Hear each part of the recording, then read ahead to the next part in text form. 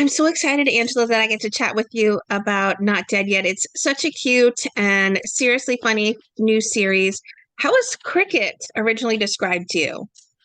Yeah, I love that you asked that question. I was hoping you asked that question. So she is a woman she's a beautiful older woman. I could go for that. Who's still living life, living in the moment. She doesn't tarry too much on things in the past. She's really about living in the moment, going with the flow of life, and just really a free spirit. That's how she was described, and all those things Angela, wants to be.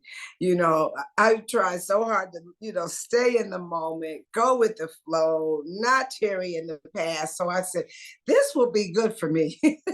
Cricket will tell me. Usually, as actors, we inform the character. Well, I think it's an exchange as you start to study and get into character. However, Cricket is teaching me. I love her relationship with Nellie. I think it's so sweet and such a loving relationship. They meet, though, under some unfortunate circumstances, but they do become fast friends. What do you think it is that bonds the two? Is it the fact that Nellie's written such a beautiful piece about her husband? Well, she hasn't written it yet. When we meet, she's in the midst of writing it. I think that with the wisdom of, well, let me back up and answer the question this way. It's based on a book called Confessions of a 40-something-year-old F up, right? And so in the book, one of the things that David and Casey kept, David Windsor, Casey Johnson, our creators, was the relationship with Cricket. Cricket was in the book, and she was 80 years old. And I do think that the way that they have crafted this series is that when we meet, she is at a loss. Cricket is. She's at a loss. She's by herself. She's trying to live in the moment.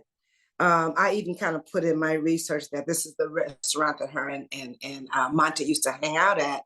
So she's at a crossroads. It's like, where do I go from here? How do I rebuild my life? And Crick and Nell, we don't see that so much. It was written originally, but they changed the script. But Nell says when she first comes to Cricket, I'm a bit of a mess. And so even though that was taken out, I sense that in her, that who walks up to someone and says, you're beautiful, do you mind if I sit down with you? Except someone that's also working through something, needing something. And I think we both feel each other in that moment. And it's like Cricket could use the company, and so could Nell. So I think it's over a common, if you will, wound. Cricket has had a loss. Nell lost her fiance, lost her life, and we're both at that intersection of where do I go from here. There's an instant, though, chemistry that you can tell also pervades off screen as well between you and Gina Rodriguez. Talk about working with her, please. Oh my goodness. So I tell Gina all the time, I tease her because she is a boss.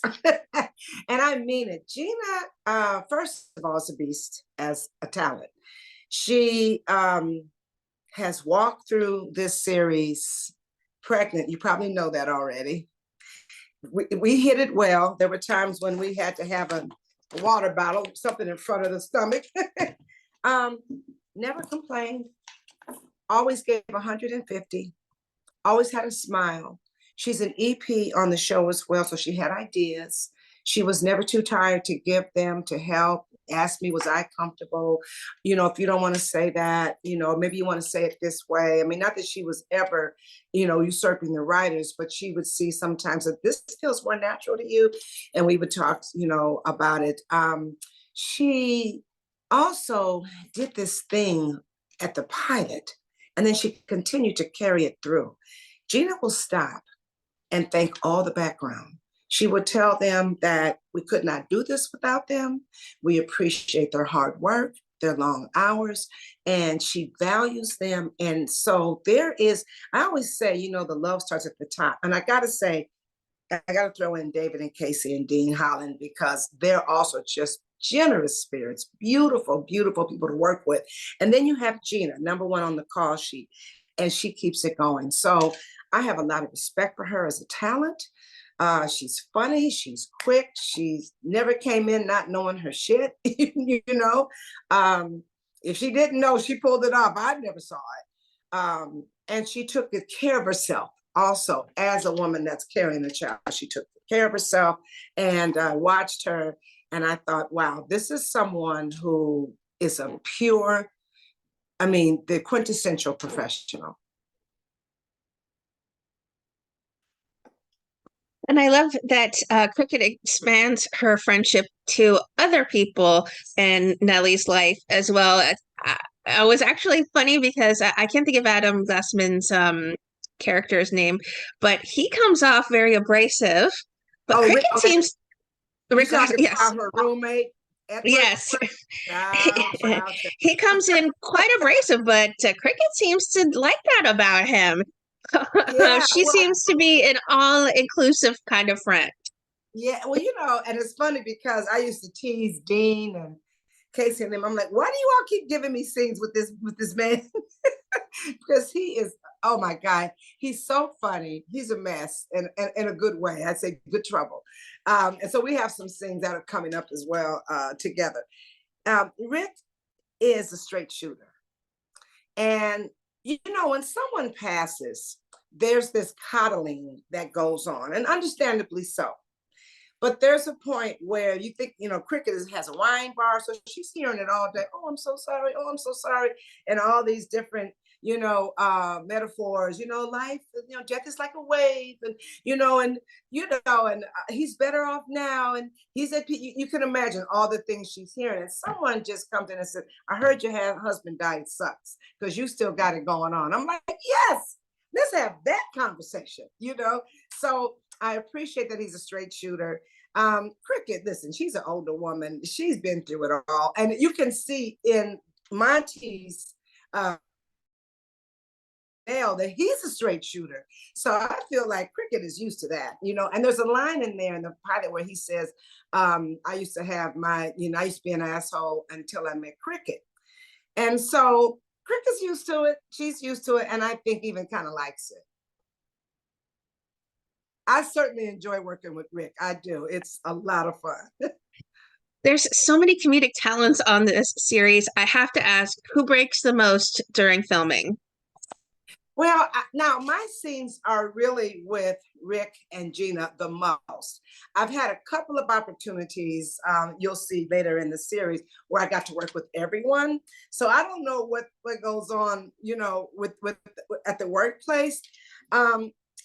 Nobody really breaks. We're all like ignoring each other's craziness and trying to, you know, get through it. It's like, oh no, you won't get me, you know. But after they say cut, we fall out laughing, you know. Nobody really breaks. I just got to tell you, you know, I'd have to make it up, and I'm not going to do that. I'm just got to tell the truth. We're all trying to hit it and quit it, do it right. And but we do fool around with each other a lot right after they cut, or right before also.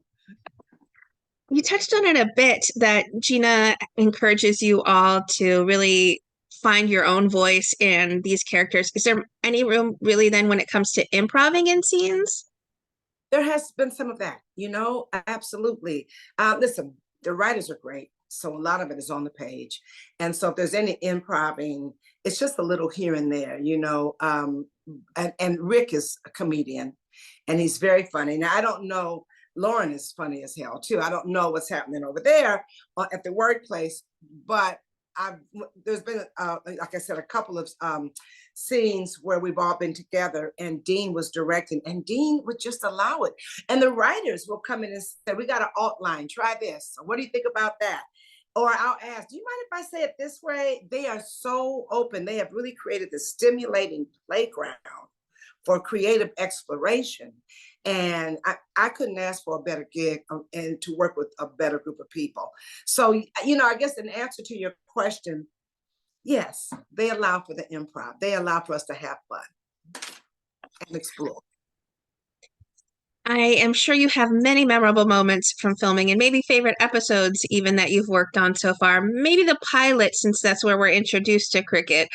What are some of your favorite scenes you filmed, or maybe favorite episodes you hold dear, if you can't tease what's to come for this season? Okay. Let me see. What do you know? So what have you seen so far? I'm trying to think of what I can tell you. What have you seen? How many episodes have you seen? I believe we just saw four the other day where Brittany Snow was the influencer. Child, that girl, that was so funny. Okay, so I don't know if I can say this. So I'll say um there's some favorites that are coming up. I'll just say this. Cricket hears herself on the mic for the first time and loses her mind. In her bar, she's hosting an evening and she's left to have to be the host. And so that's one of my favorites. Um, there's a very touching and endearing scene that's coming up with Cricket. And so I can't tell you with who, however, I think it's going to pull your heartstrings. And, Cricket feels the presence of Monty. And I'll just leave it with that, right?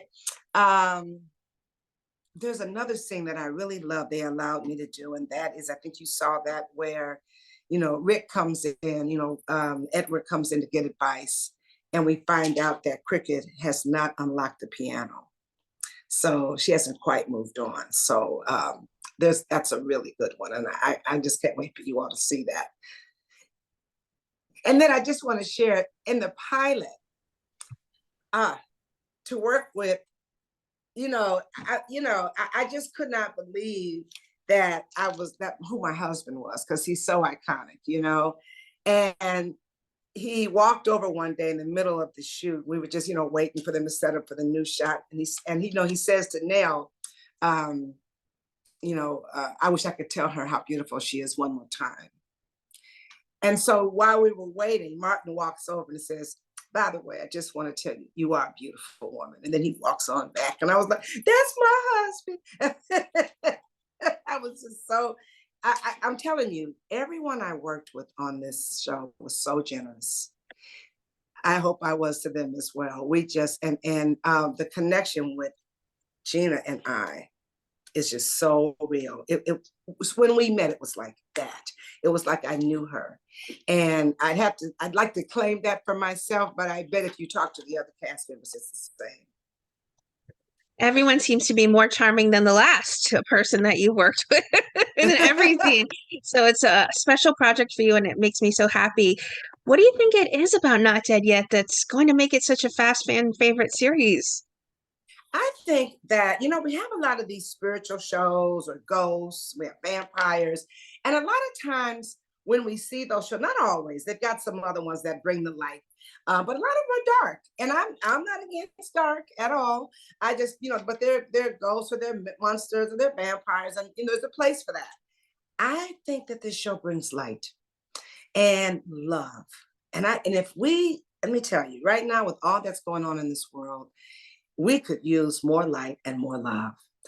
Not only that, we get to explore what it's like to be at a crossroads. Who hasn't been at a point in their life where they've had to recreate themselves, reimagine their future, have to realize that the rug's been kind of pulled out from underneath them and they've got to find out who they are and where they're going, again. And that's what this show explores.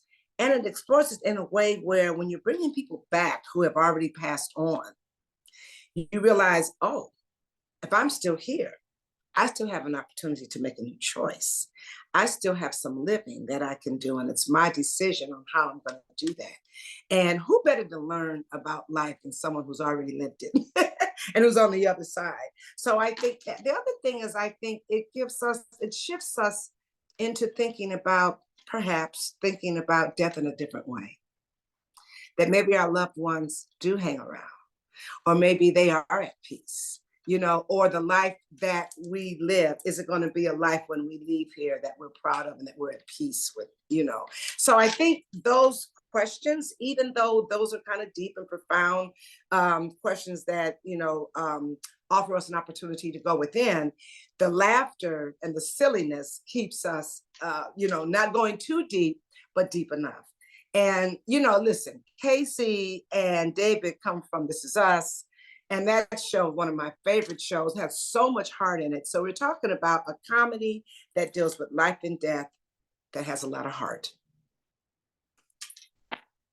You see that pervade through every episode in so many different facets, and you are a wonderful part of this series. Thank But what's you. next for you? Have you been working on any other projects? Oh my Lord, yes, indeed. Yes, indeed. So I'm on the show called Hacks, and Hacks is on HBO with Gene Smart, and I'm just a cast that's amazing. And I play Marcus's mother, and with my friend Lou Nell, and Marcus plays her business manager. So that's a lot of fun. So I'm back on that this season, and then I also coach, and it's been announced. I'm usually very quiet about who I coach. However, I've been given permission to share. So I am coaching a young man who's going to play Michael in the Michael Jackson movie. So that's keeping me pretty busy. Yes, I know it's exciting. So, keeping that kind of, well, not under wraps. I'm not, yelling it to the world, but I am very proud, very excited. Working with the wonderful Graham King, who produced Bohemian Rhapsody and so many films. And so that's keeping me pretty busy. Such a blessing for you on so many fronts. And I know I don't want to give away too much of your secrets for helping coach up and coming actors, but do you have maybe a couple small tips you could offer through our publication that you think would be best for people who are just interested in starting their feet in acting and and in the film and TV business? Sure. I get this question all the time, and I'm always trying to distill it down. I think, first of all, people have to know this is not an overnight success. I've been doing this for a long time. And there were times I thought I had made a mistake. I had stayed too long. I need to go be a social worker. There was one point I sold everything, got into NYU, was going into social work, and then changed my mind. I'm saying that to say it's a journey. And the thing that had me stick, there's a saying, if you stay in line, your turn will come. The thing that helped me stay in line was that I loved it so much. It was like breathing. Acting is like breathing for me. And so, why are you doing this? Why do you want to do it? Do you want to do it because you want to be famous? Because you want to be rich? Or is it because you don't really even have another choice? Like that is what wakes you up in the morning.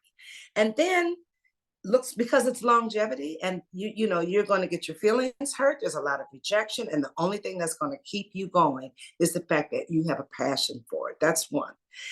And how you can begin to weigh that is jump in a class, get in a class, study. It is an art form. It is a skill. Gina being able to carry a child, show up, EP, make decisions, and day after day be number one on the call sheet. It takes skill. There's an innate talent, sure, but you have to hone that. And it's a craft.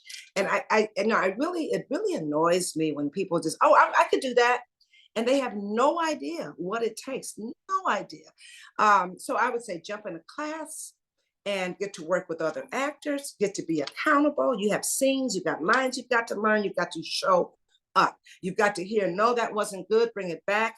Will you bring it back, or will you go home and lick your wounds and say, I can't do this? So I think they need to explore why, and then they need to jump in a class and begin to explore what the craft really takes.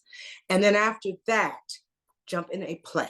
There is nothing like theater. Theater is intimate, right in your face, and it's a great training ground. From there, they'll begin to find their way. Very good advice. I think that a lot of people don't understand that they need to step the little stepping stones before, they say you can gotta crawl before you can run. That's right. And that's a great reminder of that, Angela. If you notice, I didn't mention headshot. I didn't mention No, you agent. did. Put that. First steps are to make sure this is your passion. You are all in. Like you said, it has to be like air to you. Right. And then once you realize, yeah, this is it, I want to do this. The people that you're around, people in classes, teachers, people in plays, etc., they they'll know and they'll say, hey, how about this? You can always go on IMDb Pro and see who are the agents and the managers are and all of that. But it's like, no, Mhm. let's put that aside for a moment. Go get trained. And then once you decide this is it is imperative that they surround themselves with people who believe in them and who also have dreams. Otherwise, Awesome. people, you're going to do what? Get those people away. Well, what would you like to say then to everyone who are fans and supporters of the wonderful work you continue to do on our screens? What would I say to the fans? First of all, I would say, God bless you. There is nothing, listen, we know it's an inside job. You've got to have self-confidence. You've got to have self-esteem. Those are things you build on your own. However, if nobody ever said, Angela, you're good, or Angela, we love you, I'd have my self-doubts. I'd wonder if I'm making an impact. So I want to thank my fans for I get so many DMs and I get a lot of feedback on Instagram. So many people want to see me win. They're proud. They've seen the journey. I know I've teared up in a few instances where someone just, they've been watching me since the days of Sanford and Son, and that was my very first TV show. So I just want to say thank you, thank you, thank you. And I will continue to be as authentic as I possibly can be to bring the truth to the screen and bring love and light whenever possible.